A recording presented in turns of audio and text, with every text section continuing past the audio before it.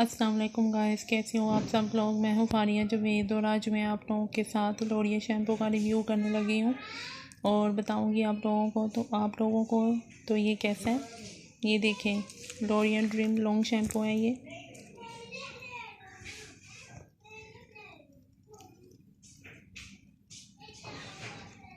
ये बहुत ज़बरदस्त शैम्पू है। आप इसको वीक में 2-3 दफ़ा यूज़ करें, इससे आपके बहुत अच्छे बाल भी हो जाएंगे, तो मज़बूत भी हो जाएंगे, लॉन्ग भी होंगे, टूटेंगे भी नहीं। तो ये शैम्पू बहुत ज़बरदस्त है।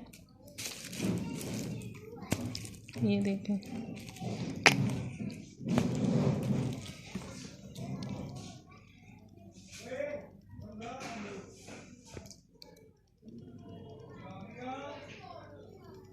तो ये बहुत ज़बरदस्त है।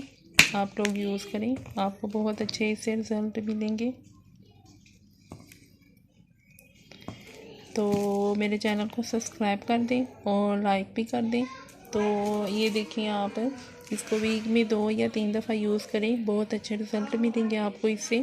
ये लोरियल कंपनी बहुत ज़बरदस्त है, इसकी सीरें भी बहुत अच्छी हैं, तो इसकी बेस भी बहुत ज़बरदस्त है। आप लोग वो भी यूज़ करें, मैं आप लोगों के साथ उसका भी मैंने रिव्यू करूँगी।